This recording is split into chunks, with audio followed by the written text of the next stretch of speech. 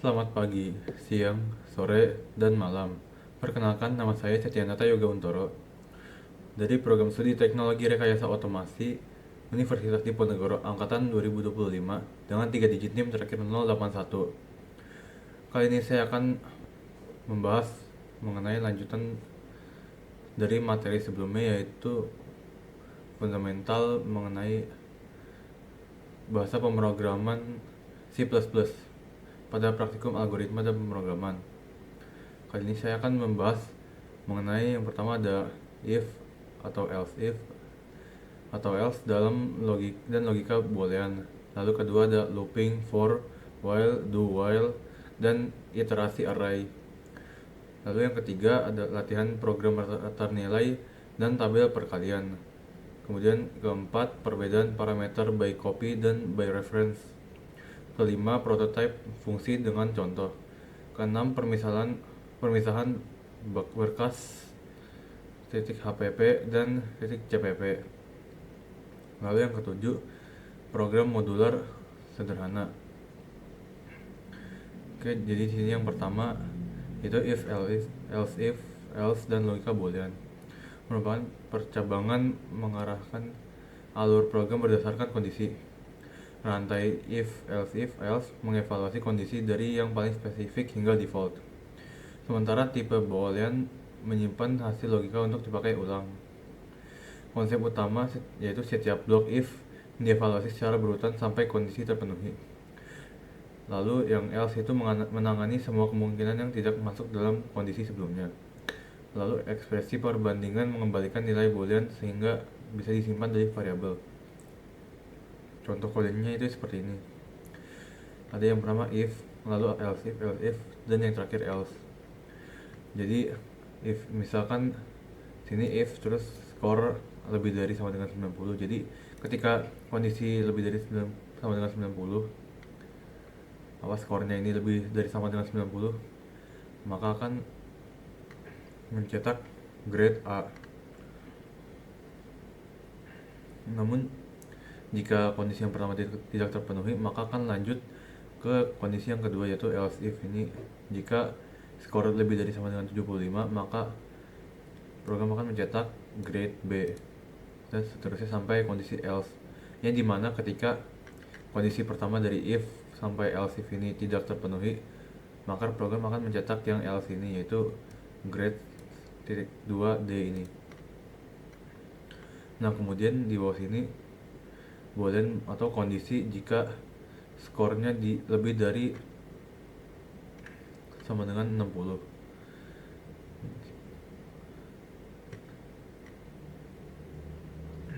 Lalu lanjut yang kedua ada looping, for, while, do while, dan iterasi array. Loop memungkinkan eksekusi berulang. For, while, dan do while memiliki gaya evaluasi kondisi berbeda. Namun semuanya dapat digunakan untuk menelusuri array. Konsep utamanya itu for dipakai saat jumlah iterasi sudah diketahui. Lalu while memeriksa kondisi di awal putaran, berhenti jika kondisi salah. Lalu do while menjalankan blok dulu baru memeriksa kondisi, minimal sekali jalan. Kemudian index array diakses konsisten RI di setiap jenis loop. Nah, sini ada contoh kodenya.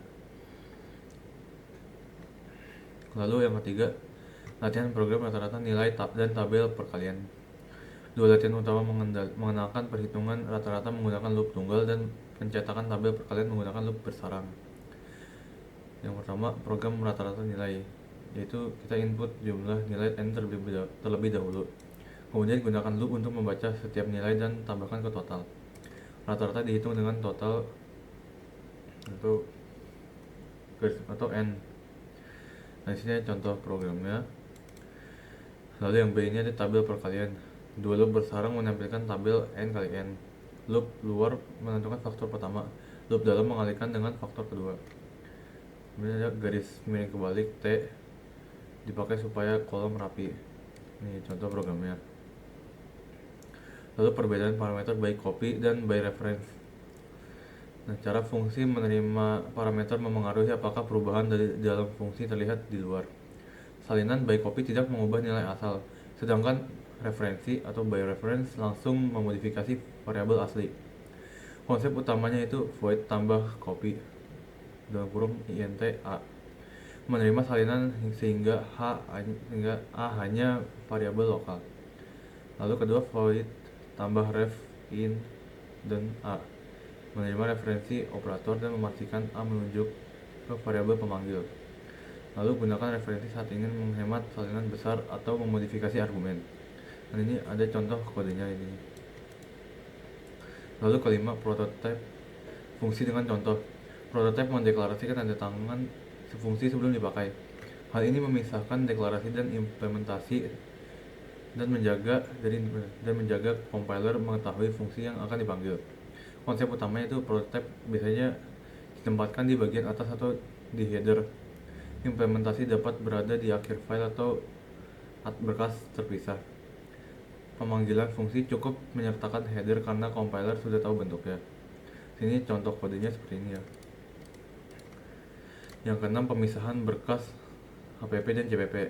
Header menyimpan deklarasi, sedangkan file implementasi membuat definisi.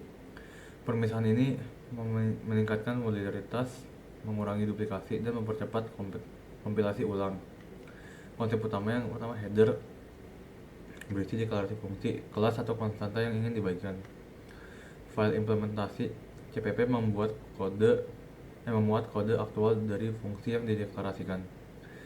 Ini ada hashtag include header.hpp, membuat fungsi siap dipakai di berkas lain. Contoh implementasi nyata ada pada pasangan 06 fungsi prototype hpp.cpp, deklarasi dan definisi kali, serta 07 program modular hpp.cpp, deklarasi dan definisi tampil menu tambah kurang. Ini contoh kodenya ya. Lalu yang ketujuh, program modular sederhana.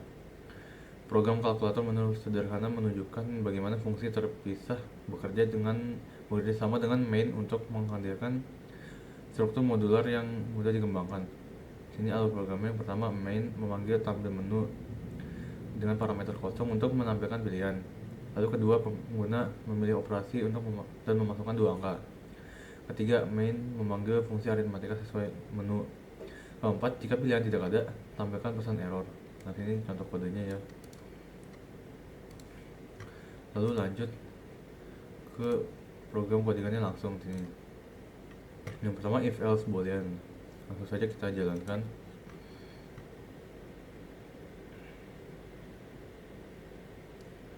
Nah, masukkan nilai misalkan 10.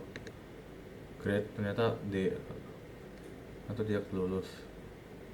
Karena 10 ini berada di kurang dari 60, maka yang akan program akan mencetak yang else ini. Misalkan kita masukkan angka misal 80 nih. Nah, maka grade kita tuh B, karena di sini 80 berada lebih dari 75 namun kurang dari 90.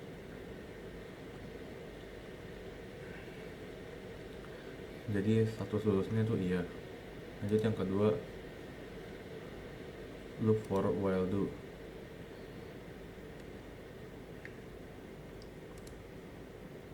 Nah, ini udah dicobain ya. For loop ini 1 2 3 4 5, terus while loop 1 2 3 4 5, do while loop sama 1 2 3 4 5. Kemudian latihan rata-rata nih. Bisa jumlah nilai 40. Nilai ke 1 tuh 20, nilai kedua 15, nilai ketiga 5, nilai keempat 0.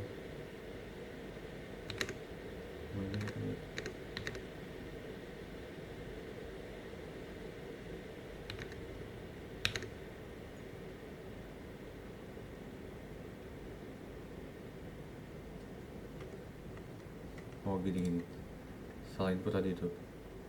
Jadi misal jumlah nilai 3, kita input nilai pertama 10, nilai kedua 30, nilai keempat 20, maka rata-ratanya adalah 20. Lanjut latihan tabel perkalian. Tampilkan tabel perkalian hingga 6 misalkan. Nah, dia akan mencetak tabel perkalian seperti ini nih. Lalu yang kelima, parameter copy reference.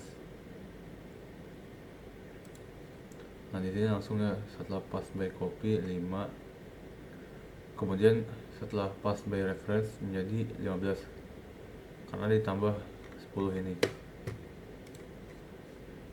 Lanjut fungsi prototype ini.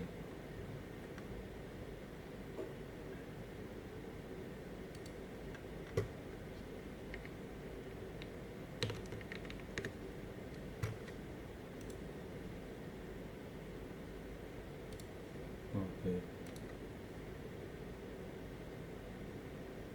Oke, langsung ke main CPP.